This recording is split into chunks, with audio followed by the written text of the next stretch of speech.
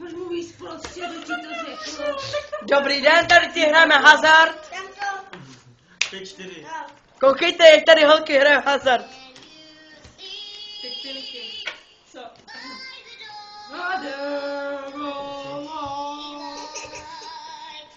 Tady Tomáš Láša si teďka dali pusu skválně jako. Co to?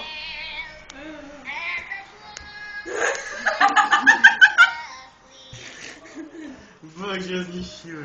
Oni mají tady jako hlad, víte. Rozmíchaný co? Na ně si musíme zvyknout. Co už máš kenta?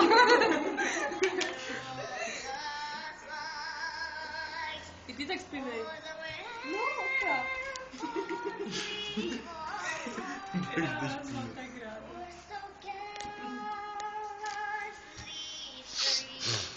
Jsou oni hodně debilové, víte.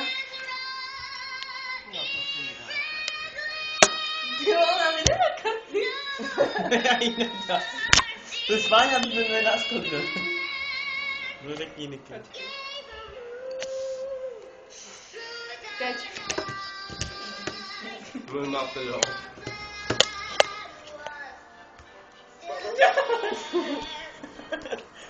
Stop ten. Já jsem ji schválně dala.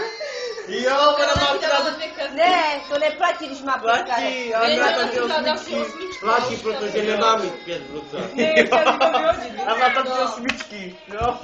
To je smelo. Dala.